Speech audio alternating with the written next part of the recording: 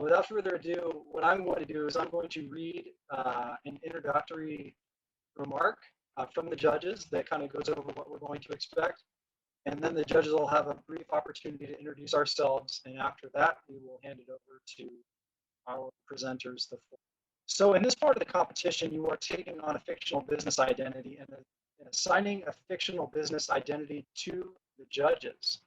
Please make sure everyone knows who you are and who they are before you begin. You'll have 25 minutes to describe the legal, financial, and ethical dimensions of the problem and to recommend a solution that passes muster on all 3 counts. During this time, teams will be uninterrupted. When you are finished, the judges will ask you questions for 10 to 15 minutes. During the Q&A, both you and the judges stay in character. After the Q&A, the judges will give you feedback outside the role playing. So when we break character then, after the Q&A before the actual general feedback, I will distinguish that by making an announcement. So we can take our hats off at that point. So without further ado, my name is Robert Beamer. I have a background in finance, and I also work in higher ed. I'm very happy to be a senior judge here with you today. And good afternoon. My name is Robert Tisdale. I'm an entertainment executive in Hollywood, California. And again, I'm happy to be here as well. My name is Anna Jacob, and I'm founder of Heller & Jacob Consulting. We advise companies to increase shareholder value, both private and public. My background is in investment banking, private equity, and in operations. Team Forward Firm, you may commence. Hello, ASOS Board of Directors. Thank you for inviting our firm, the Forward Firm, to offer you recommendations on how to improve your sustainability initiatives and propel you into a sustainable future. We appreciate your time and commend you on your commitment to driving ethical practices forward. We have done our due diligence in crafting our solutions and hope that ASOS will benefit from our ASOS call. My name is Anna, and I am the financial consultant for the Forward Firm, a group of forward thinkers for the future. I am here with Sheena, our ethical consultant, and Sheer, our legal consultant, who will now guide us into our executive summary. The main objective of our presentation is to answer the question, how can ASOS be a driver of environmental sustainability and social responsibility? We have identified 3 main problems that ASOS must fix in order to be a driver of change, which includes lack of recycling, poor labor conditions, and lack of transparency. In order to combat this, the Forward Firm recommends launching an ASOS call campaign that includes the following solutions: recycle, revive, and retail. Then we will walk through the ethical, legal, and financial implications of these recommendations. And finally, we will go into implementation.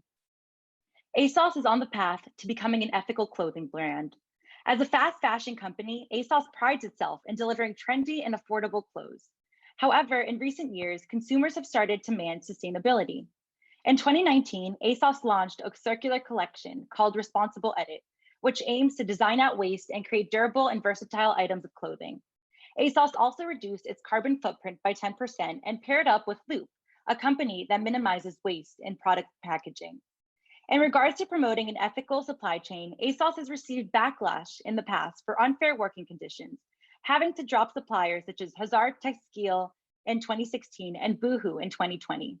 Since then, ASOS has released a modern slavery statement, set minimum requirements for third-party brands, and released a supplier list for transparency. Lastly, ASOS received an overall rating of B in the 2019 Ethical Fashion Report. While this is impressive progress, there's still more that needs to be done. I will now pass it off to Sheena, who will identify more room for growth. Today, we're here because we received a SOS call from the earth, from ASOS factory workers, and from ASOS consumers. We're answering that call and filling the current gap between what ASOS has accomplished so far and what it can do next. By focusing on ASOS circular fashion, improving labor conditions, and increasing companies' transparency, we aspire to appeal to the increasing push from governments, societies, and individuals to become more sustainable. The problems identified in ASOS need to be addressed because it conflicts with the goal of SDG 12 put out by the United Nations, which calls for responsible consumption and production. Specifically, Target 12.5 that calls businesses to reduce waste through recycling by 2030, and Target 12.6 that encourages companies to adopt sustainable practices. I will now pass it off to Anna to introduce our first solution. The first element of our ASOS call campaign is the Recycle program that achieves sustainability through its implementation of a circular model. As you can see from this model, a common stage of the supply chain is missing: the raw materials. That is because our goal for ASOS is to cut raw materials out of their production and instead use recycled post-consumer textile waste to construct new garments.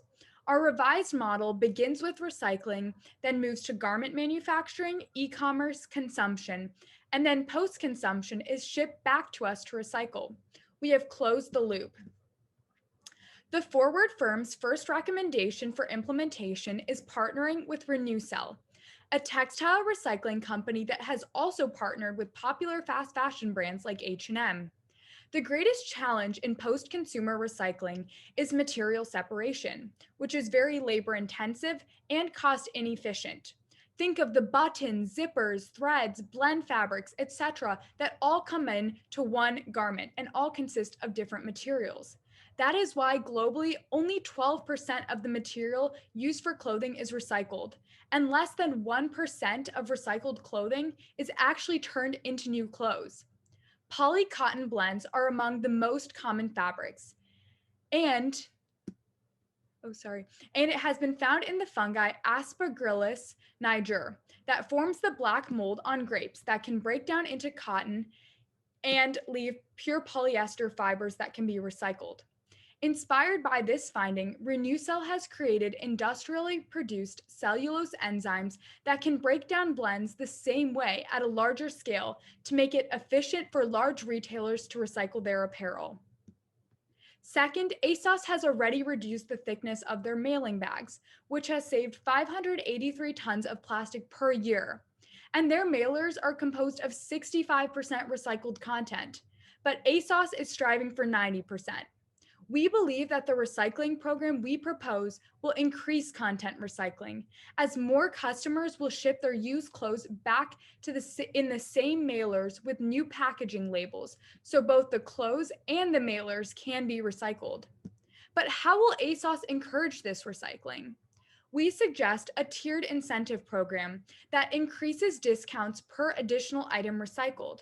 For sending in one item, one will receive a 10% discount and will receive an increase of 4% increments for each additional item until 30%, which is the maximum amount discount a customer may receive.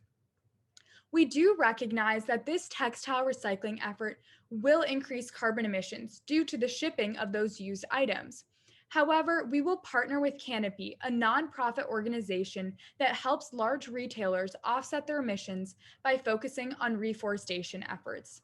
Sheer will now present our next solution. Recently, ASOS was involved in a scandal with Boohoo, one of its suppliers, for unfair working conditions and non-compliance with COVID-19. This has brought upon negative publicity to ASOS. Since then, ASOS did take greater initiative to set minimum requirements for third parties in their third-party brands program and is driving a systemic shift in how they approach their supply chain. Ensuring factories are run ethically is by no means an easy task. So we applaud ASOS for its comprehensive guidelines, and we are proposing targeted and tangible solutions for ASOS to implement so that measures will be more preventative instead of reactive. In this solution, we have identified a twofold approach in improving your labor conditions. One, empowering workers, and two, increasing customer transparency. This slide will address the first aspect. In 2019, ASOS received a C- rating in worker empowerment, indicating a gap in policy and workers on the ground. One way to improve this rating is by making resources more inclusive to workers. Currently, ASOS requires their brands to fill out self-assessment questionnaires, which helps ASOS categorize brands based on performance levels and allocate appropriate levels of training. While ASOS does share its policies with brands, there are currently no guidelines in place to make them inclusive to workers across countries. The 2020 Fashion Transparency Index found that out of 2050 companies, ASOS is part of the 70% who do not publish supplier codes of conduct in multiple languages. We propose that ASOS address this by translating its documents, since the resources are practically meaningless if they are not readily available to the people who need them the most. ASOS should take part in ensuring that the workers are aware of the resources available to them and feel empowered to use the hotline app to report concerns. Next, we suggest that ASOS revive its auditing program and outsource to third-party auditors, such as BSI Supply Chain Services, who are certified in audit compliance and in upholding ethical labor standards. ASOS should maintain its own frameworks to auditing, but also take it a step further. By incorporating external specialists, ASOS can provide an unbiased assessment of workplace conditions and establish a more objective view of wages, hygienes, and collective bargaining rights. One problem with auditing appears in the auditor interviews. Factory workers are usually reluctant to speak truthfully given the cultural divide between them and the auditor, and they worry about losing their job. One way we would mitigate this problem is by hiring auditors fluent in the workers' languages, or who at least went through cultural sensitivity training to increase worker empowerment. On the consumer end, ASOS currently releases a factory list and supply list available to the public. On this slide, you can see the factory list that includes factory names, addresses, and percentage of male and female workers. While this is a respectable step in being transparent, we believe that ASOS can and should do more. ASOS should publish more details reporting wages and treatment. On the left side here, we can see what ASOS currently publishes on its website. But with increased auditing, ASOS could gather more information and publish a list similar to what appears on the right-hand side. Our proposal. ASOS should disclose more demographic characteristics of the factories, such as the number of migrant workers, the average age of workers, and wages. Moreover, given recent concerns of factories not complying with COVID-19, ASOS can add a rating of how well factories manage and respond to the pandemic. This is a part of a greater transparency initiative that Sheena will talk more about in our next proposed solution. Through research, our firm recognized that ASOS already implemented QR code to disclose the composition of each ASOS item. However, we found that the information shown through the QR code is the same on the tag of disclose. In order to be more transparent to its customer, we suggest having the retail program, which is the last component of our solution. We think that every fiber tells a story from the harvest farm to customer's hand. We suggest partnering with Fiber Trace, a technology that embeds traceable, scannable pigments directly into the fabric of the clothes. To briefly go over how it works. First, Fiber Trace embeds luminescent pigments on the fiber at the beginning process. The pigment becomes a part of the fiber and is indestructible throughout the entire textile processing circle. I also want to mention that the luminescent pigment is non-toxic and has no impact on your product. It has been tested and passed safely standard for human skin contact. Next, the pigments can be read and tracked at every stage of the supply chain through the use of a handheld hardware device, which you can see from the slide. It scans and reads the brand's individual signature created in the luminescent pigment. As fiber moving through the production, it will be scanned at each audit, and each audit will be recorded on a blockchain. It is very safe and secure because the blockchain secure every message that we scan at each process. And this data is beneficial to ASOS as it creates an actionable AI-powered supply chain insights for your business, accessible from any device connected to the internet. Lastly, the data can be connected to the QR code system. So with a simple scan from their phone, consumers can track a garment's entire lifestyle and be able to make smarter choices about buying clothes. That's all for our solutions. I will then move on to ethical implication of our solutions. It's important to implement the recycle program to reduce harmful effects of textile waste and benefit the common good. With the increase in textiles, the result has been an increase in waste. Textile waste has a harmful effect on the environment, as 85% of national landfills are made of used textiles in the United States. Landfills lack the oxygen needed for organic materials to break down, so the decomposed process results in the emission of greenhouse gases, which ends up escaping through the atmosphere and further accelerating climate change. Research showed that the fashion industry is responsible for 10% of humanity's carbon emission. That's more emission than all international flights and marine shipping combined. It can take up to 200 plus years for the materials to decompose in a landfill. This is very bad for the environment and contradict the SDG 12. Achieving SDG 12 is very important as it helps secure a sustainable future. As of 2021, Earth's average temperature has risen more than 2 degrees, which is the degree that is suggested by scientists to keep under to control global warming. However, 2020 is the hottest year recorded, and we already seen lots of extreme weather in 2020. If we don't take actions now, the Earth will not sustain us in the future. Profits don't matter when there is no humans survive in the future. So we think it's important that we take action right now. Moving on, it is morally wrong to not disclose enough information to workers. It is an action of deceiving.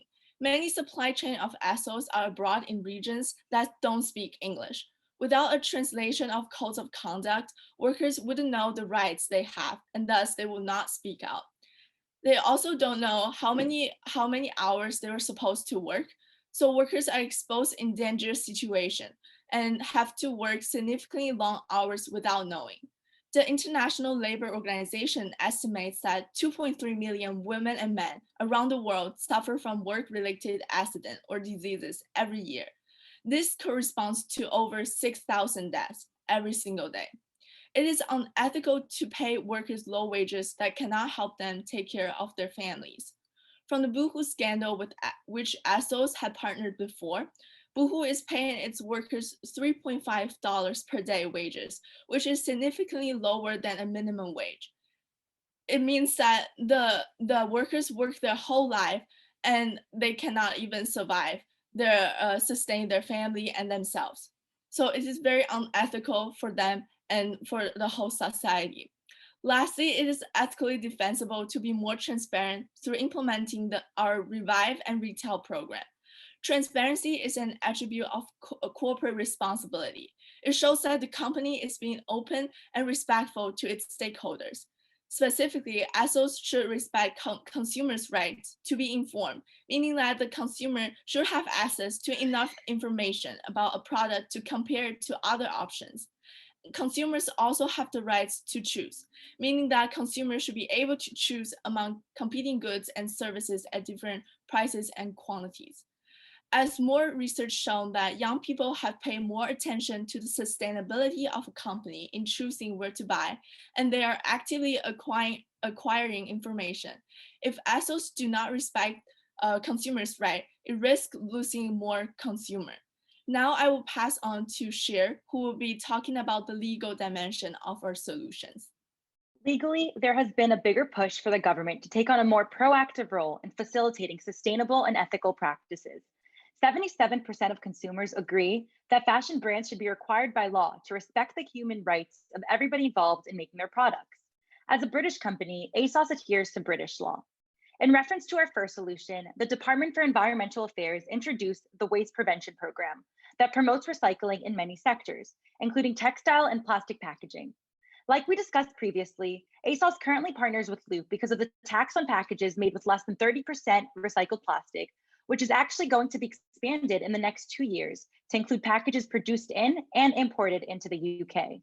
There are also environmental regulations meant to control polluting industries such as landfills. ASOS is by law required to follow these regulations, and as organizations further push for the government to be more involved in sustainability, ASOS needs to make sure that they are adapting to these values and would benefit immensely from staying ahead of the curve, ahead of future laws and ahead of its competitors.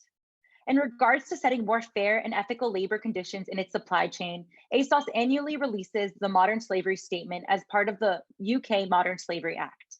As a company that makes more than £36 million, ASOS is mandated to ensure their items are produced without forced or child labor. Beyond compliance with British law, there are no court cases that relate to ASOS' current standing in fair labor conditions, but there are international standards as set by the International Labor Organization. One example is the freedom for factory workers to join trade unions in protection of their rights. However, social compliance standards can get tricky, since factories are only legally required to operate under their national laws, which are usually not as progressive as British law. For example, the Chinese and Vietnamese governments restrict trade unions. Through company codes, ASOS can work around this by being aware of local regulations and upholding suppliers to their own guidelines, which they already do. For instance, ASOS can encourage factories in these two countries to hold free elections so that they still have factory representation. Under international standards, ASOS has a responsibility to ensure an ethical supply chain. Our solutions to improve auditing and increase transparency will put ASOS on the right track and prevent future lawsuits. Transparency drives accountability. By disclosing more information to workers and consumers about the working conditions in the supply chain, ASOS is held more accountable and can avoid factory disasters. I will now pass it on to Anna to share our financial statement. To calculate the financial costs of our Recycle, Revive, and Retail programs, I made a few key assumptions based on data already collected. For example, for our Recycle program, I assumed that the average discount rate was 20%, given that the discounts we will provide range from 10 to 30%, and also that 67% of the ASOS customers that we currently have will be participating in our Recycle program, based on a McKinsey report of sustainable shoppers. For our Revive solution, I assume that the amount of translators needed based on the amount of non-English speaking countries ASOS's factories operate in. For Retail, I assume that the blockchain implementation cost would be $100,000, as this was the average cost of implementation according to Azadi, a software development company that consults for Fortune 500 companies. Based on these assumptions, our recycling program would cost about $1 billion. Our Revive program would cost about $2 million, and our Retail program would cost about $2 million as well, as you can see from the table on the slide. The revenue would be about $4 billion based on the 2020 revenue from ASOS's financial statement, plus an 8.7% growth rate that Global Newswire predicted for sustainable fashion companies. The current net income is about $900 million, but is expected to increase as the margins between revenue and costs will widen. This is due to both an estimated 8.7% growth of the sustainable fashion industry, which will increase the quantity demanded, and also the decrease in costs of the recycling program once the infrastructure is put into place. In the future, we will have the ability to raise prices slightly, as a study from Nucleus Research has shown that customers are willing to pay 6% more for sustainable products. I will now pass it off to Sheena to explain our implementation strategy. To further implement our strategies into the consumer end, we suggest adding more features to the ASOS app that already exist. To implement the recycling program, we will add a feature to the app that allows consumers to set reminders to recycle every 3 months for 5 years. After purchasing the garment, the average lifespan of a garment is 5 years, which is why we have decided to end notifications for a garment after that period. In addition, the app will have a My Impact tab, where consumers can track how many clothing items they send back through this recycling program. This tracker will also highlight the individual impact in environmental metrics, such as carbon emissions reduced, etc. We will incentivize recycling programs through the loyalty program that Anna has already mentioned before. Next, we also suggest adding a new feature of scanning QR code in the app. It will allow the customer to see all the information about labor condition and raw materials from their phone. I will now pass it on to Cher to discuss the risk. We have identified 3 potential risks involved with our ASOS call campaign. The first risk is associated with our recycling program. While there could be challenges with how the recycling program will be enforced, we have assessed that a strong marketing campaign, as well as enforcement of the app features, can mitigate this risk and facilitate the implementation of the program. The second risk we assess revolves around the concerns with auditing in general. There are reports of factories being deceptive. They sometimes either debrief workers on what to say before the auditor comes, and sometimes even go to the length of installing a fake toilet just for show, when in reality, there is no bathroom. So while auditing is important, it needs to be done properly so that it is not just a smokescreen. Our recommendation to outsource auditing to third parties can resolve this matter, as they are experts in the field who recognize the need for surprise visits. Finally, we also recognize how substantial the initial costs of implementation are, but it is important to keep in mind that these costs are distributed over a period of time and will produce higher profit margins for ASOS, especially in light of consumer demand for more sustainable efforts. We hope that you appreciate our due diligence and implement our retail, revive, and retail proposals that are ethically sound, legally compliant, and financially feasible. Thank you for your time. We will now be accepting questions.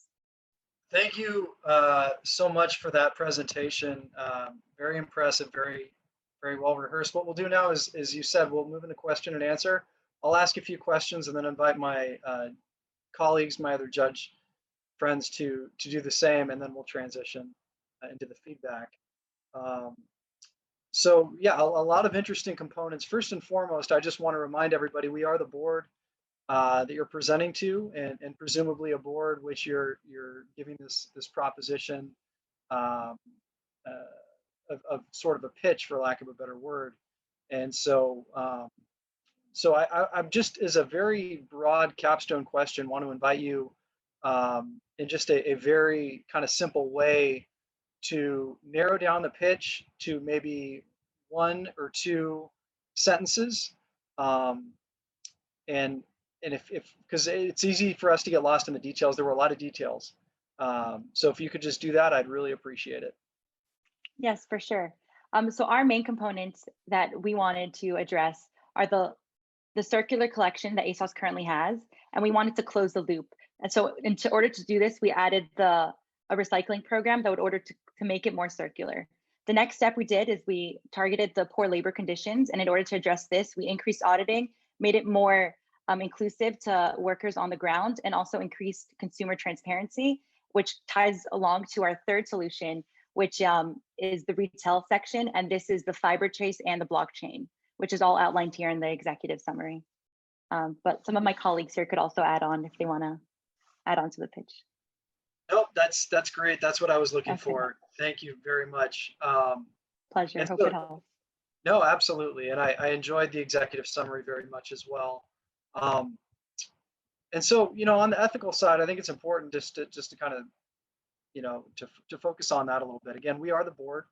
Why should we be concerned about global warming and labor conditions and recycling trends in the industry? You did point out some legal reasons, and of course we want to mind our P's and Q's for that. We understand that as a board, but in an ethical sense, if you could talk a little bit about that, why it might behoove us to even consider that. Again, we're focused on shareholder equity and things like that as a board. Yeah, for sure. So I think ethics is an important part of a company, as we need to be socially responsible to our stakeholders. So first, regarding why we care about the environment. So I think it's important for the common goods. So not only for the company, but also the entire human beings, because we wouldn't exist if the earth don't exist anymore. So we think it's very important that we take into actions and responsibility to address all the environmental issues. And also we see increasing in millennials viewpoint when they're choosing where to buy. There's research on many different peoples and suggesting that people are like increasing their mindset about environment, and they're putting more attention into it. So we think it's important that we start changing towards a more sustainable supply chain. So there will be more consumers coming to us because they think ASOS it's a responsible and a responsible company. And lastly, for the increasing transparency. So we're respecting the consumers' rights and labor's rights through increasing transparency. If we're not, and labor's right and consumers' rights are part of human rights as well. We shouldn't be violating human rights as a company, because we need to respect all of our consumers, as they are the main drivers of our company, and we don't want to starting to lose consumers because we're not disclosing enough information, and we shouldn't be deceiving consumers as well. So we think it's ethically important to implement the suggestions. Thank you. If I'm understanding correctly, you pointed to public image, you pointed to sustainability being a necessary thing for the future of our survival. You pointed to some very tangible things I think a board could understand and reconcile to the issues of ethics. So I understand. My last question for now. So responsible edit, clearly it was an effort and it wasn't enough. As you've discussed, and you've laid out some really interesting things technologically. If there's adoption by consumers to be able to track their repurposed clothing and some interesting things. Talk a little bit about the decision to go to the circular model as opposed to sourcing recycled materials and simply using those recycled materials to create new textiles, and why you think the responsible edit might have failed. Yeah, so I'll start with the recycling program, and then one of our other team members can talk about the second part of your question. And so in terms of your first question, why we chose to recycle the products ourselves rather than sourcing recycled materials from somewhere else, I think the whole point of this is that we are partnering with RenewCell, which is a company that has partnered with H&M and other popular fast fashion brands, and through the RenewCell warehouses, they allow it to be recycled themselves. And I think the reason that we're doing it is that we can really be very meticulous with it and control it and make sure that it's done correctly rather than sourcing it to another factory, because we really want to make sure that if we are to execute it, we want to make sure that it's done properly. So that's why we're partnering with RenewCell, because we knew they have that the technology in place, because other textile recycling factories don't yet have this RenewCell technology with the industrially produced cellulose, and actually have to have workers separate everything by hand. And so that's why we're partnering with RenewCell and using their factories for it. So I hope that clarifies that question. And then Shir can talk about some of the shortcomings of the edit collection. So as of now, what ASOS does with its responsible edit is that it focuses mostly on the products and the materials being used to create these clothes. And so even though ASOS' mission is to create trendy clothes, they wanted to incorporate that with this sustainability mission. And so what they're doing is they're creating clothing, which also I do want to add, it's not like all their clothes, it's just a percentage of their clothing line, perhaps I think 20%. And this part is sustainable. So it's these clothings are being made with recyclable materials, but they're not actually being recycled. And this is the part we wanted to address, because the true circular model is complete. It's a circle. And so you have recyclable materials, and then the items do end up need to be recycled. And like we said before, I think 85% of clothing actually end up in landfills.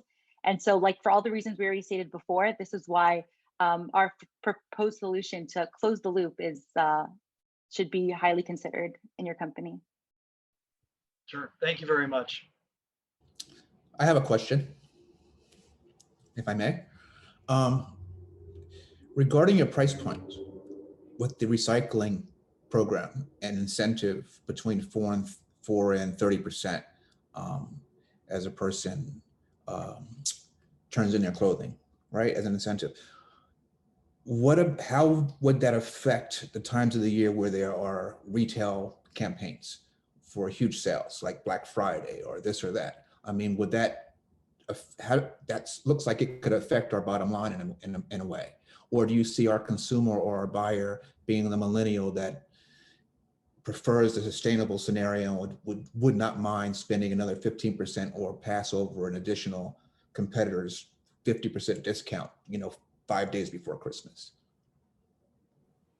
Yes, that's a great question. In terms of the discounts that that a consumer may receive from our discount program, that will not overlap with other sales that we have. I think this is a program that most companies implement, that consumers aren't really allowed to layer discounts. So that's kind of how we will mitigate that. So on Black Friday, someone doesn't have an 80% sale. And I think also clothing recycling doesn't actually happen as frequently as you may assume. So the actual lifespan of an item of clothing is 5.4 years. And so it is going to be more of the process will be extended. And so it won't be so short term that people will constantly be receiving discounts. So I think that kind of addresses that the discounts won't really be layered, and therefore it would still be a viable solution. Thank you. Hi, this is Anna Jacob. I have a question. Could we go to the financial statement? So Anna, I think you presented this. Hello, Anna. Hello. So my question is, you said that the cost, you said that the cost, the recycling cost, could you tell us how much that would be? Yeah, and so would you like the sum of all the costs for the recycling program? Yes, just the sum. All right, sorry, just give me 1 second. Well, actually, let me ask a more direct question. The net income here, it's going to be $940 million. Is what's projected for this year. Is that correct? Yes. What was the net income last year? The net income last year was $840 million. Okay, okay. So even with these additional costs, because of the 8.7% growth, it basically, we're actually going to be putting more to the bottom line for our shareholders. Is that correct? Yes. Okay. So, and I like the fact that you actually had backup to the assumptions, and that you did which is excellent, looking at McKinsey and all these other things in terms of the growth. The increase in demand, obviously it might, did you take into account when that increase in demand, because, obviously there's marketing that we have to get out there that, now we're really going forward with this, with the consumer seeing this, and targeting that audience that really cares about this. In terms of the revenue growth that you assumed between last year and this year, what was it? I assumed 8.7%. Okay. Thank you. Yes, and also if I guess Sheer can move to our appendix. I have a slide, so I have all the sources for all the assumptions that we had, so I can just show that real quick, and that should be enough to answer your question. So very detailed. Thank you so much. This is really well done. One question I had is our cash position the same? Or did we have to take on a lot of debt for this? What exactly is our net cash position? Yeah, so that's a good question. In terms of the shipping is one of our biggest costs. That's actually not, I calculated into this year's cost just because I didn't create a 5-year cost plan, but those shipping costs will actually only come into play in 5 years. So we will not be taking on that debt as of now. And we are in a position where we have enough saved up income that we're able to invest in the partnership with RenewCell. And then the discounts will also be occurring in the long run after 5 years once people have recycled their clothing item. So we will not have to take debt up as of now, because due to our increase, as we implement these programs, it'll be 8.7% about each year. Due to our increased sustainability initiatives, we will have enough money to not have to take on debt when we actually do have to provide the shipping and the discounts in the future after 5 years, about when the consumer would actually ship us back their clothes. Okay, excellent. And then just last question. When you did the 5-year plan and you discounted it back with the 20% rate and so forth, which I think is a reasonable rate for the situation. If you compare that to what, assuming we don't do this, did you look at that in terms of the increase in value to shareholders overall, if you looked at it 5 years out? So if we didn't implement the recycle program only, but if we included the other ones or none of these programs at all? The latter. All right, so they have about a 4% growth rate each year currently, on average. And so I think obviously like 4% is a lot lower than the 8.7%. Absolutely, yes. Yeah, but we would Absolutely. taking these extra costs Mhm. in consideration, so that I think in the long run, the 8.7% will be will have increased revenue than the 4%. And I think that it will compensate for the different costs that we have to accumulate. So I think that answers the question. Thank you, Anna. Since we have the slide queued up, just a couple quick finance questions as well. So clearly you did your homework. This is great. Is this net? So at the end of 3-5 year projection, I mean, what exactly is this net of?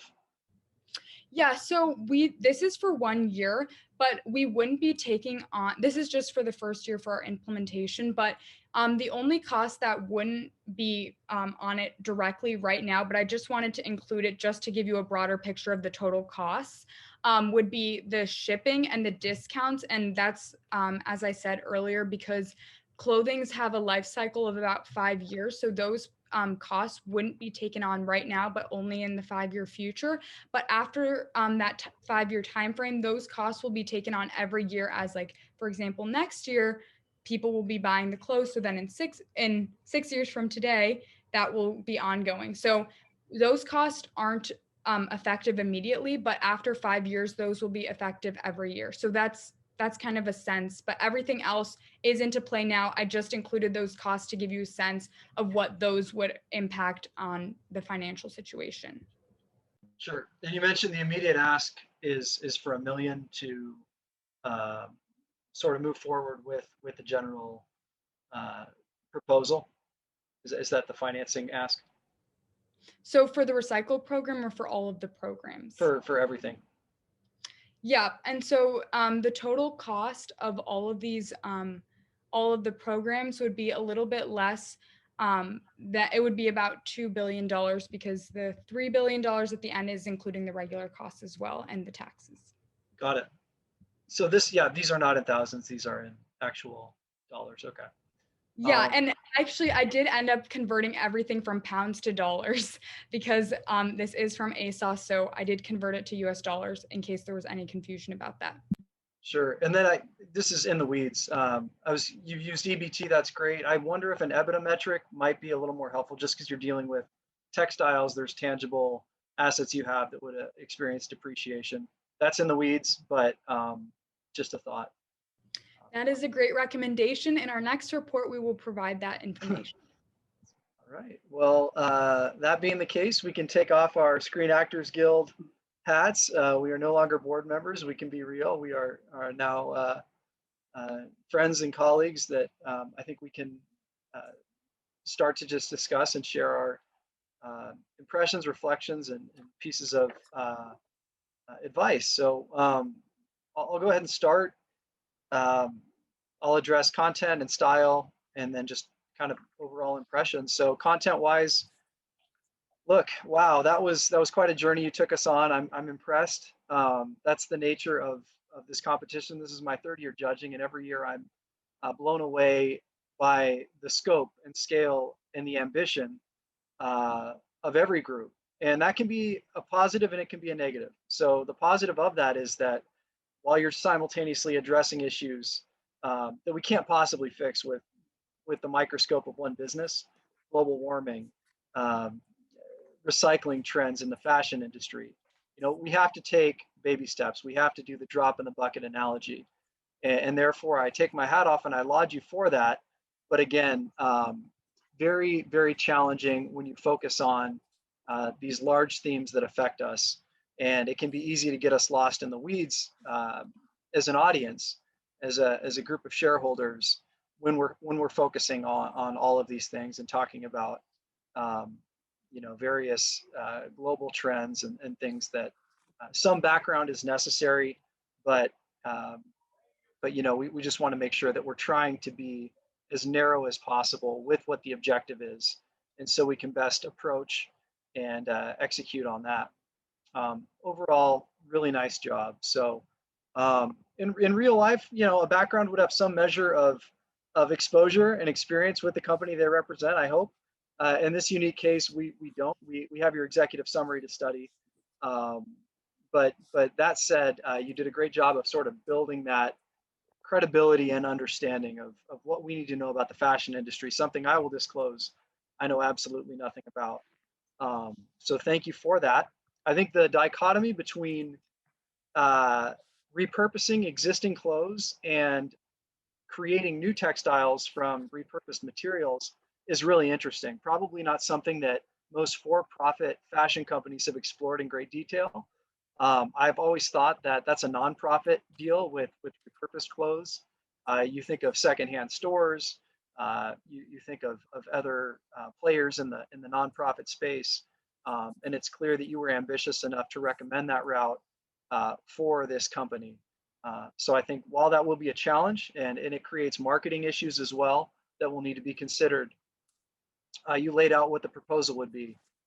Another ambitious point of that was integrating technology, which was a pretty big part of your proposal for this venture. Everything from tracking the repurposed clothing for the consumers to have that option on a platform, to working in blockchain and technology. Again, a lot of detail there, very exciting, but it's risky when you want to take that much on in the context of trying to do something relatively simple, and that's do a good job with just redefining the narrative of a company and making it about something different than what it was that clearly wasn't working for it because of the scandals and other things. Stylistically, look, your flow was really nice. Your cadence of speech, Anna, you have a very incredible gift for presenting, and really every one of the presenters I enjoyed listening to, and I would tell you if I didn't.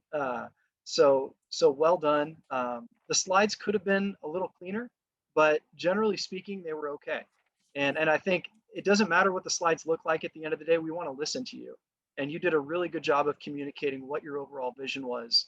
And it's clear you did your homework because you were confident about the points you made about the fashion industry and the ethical dilemmas that you were trying to confront. That is a long-winded way of saying overall nice job. And you made a really good case for this board to adopt this program and the long-term incentives that would be gotten from it. And so that's all I have, and I'll leave it open to my colleagues. So this is Anna Jacob again. I have to tell you, I have made so many board presentations as an investment banker, and also, as a principal in private equity, invested in companies and had a lot of management consultants talk about things we can do operationally and so forth, and get through some tough issues. And I have to tell you, you guys did an excellent job. Excellent. Your content you were very, very knowledgeable, and you hit on so many key issues. I was so impressed. I have to tell you, when I read your summary a couple of days ago, one of the biggest questions, the first questions I had is, what external and internal controls are being put in place to assure accountability and measurability? And you hit that right on the head. So I was very impressed with that. I liked, the outside auditor, the fact that they would be fluent in the language. I mean, you didn't just say, well, let's get an outside auditor. You were very specific. You said, that do surprise visits. And I'm sure that, the audit compliance, I think, the codes of conduct, all this stuff that empowers employees.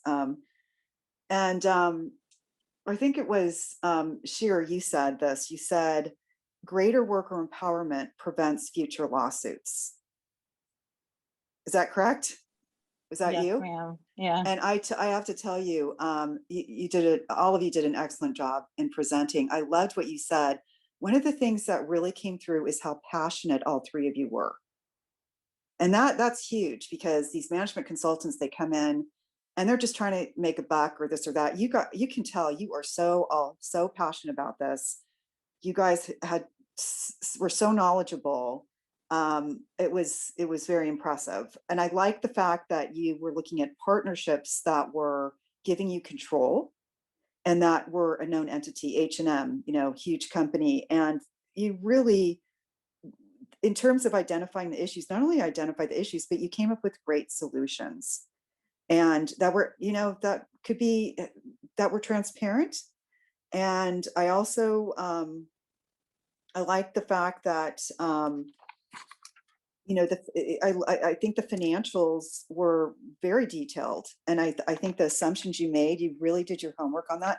That is the key thing with a lot of financials that are put together, is they're not thorough. The one constructive comment I would make on that, Anna, is that boards always want to see historical and then projected financials. They're not as close to the numbers as management is. I think that's helpful. And the other thing is, because it would have been a powerful presentation, is to show the delta in the value of, if you did nothing versus doing this, what would it look like? And even a range of things, because having your public image destroyed, I mean, you could say, look, this is the worst case scenario of what's going to happen to the value of the company, and this is the best case scenario that we're showing you. And this is why, because obviously they're looking at the bottom line and the shareholder value and all stakeholders, but I think that is a very powerful presentation to a board. But I think it was great that what you did was, very thorough. So I really enjoyed this, and I'm so glad I got to participate. That you guys really impressed me. I'll dovetail with a nod. I agree with everything Anna said. You guys are superstars. I was like, is this an MBA class? I know. No, really. Okay. And I just want to repeat and share that I see nothing but high performance here, synergy, and synergy is why companies merge. You guys are on it. So great job. Well, that's tremendous. I think, that puts the cap on what's been a really great day of presentations. And I've certainly been privileged to be part of this and learn a lot. So thank you all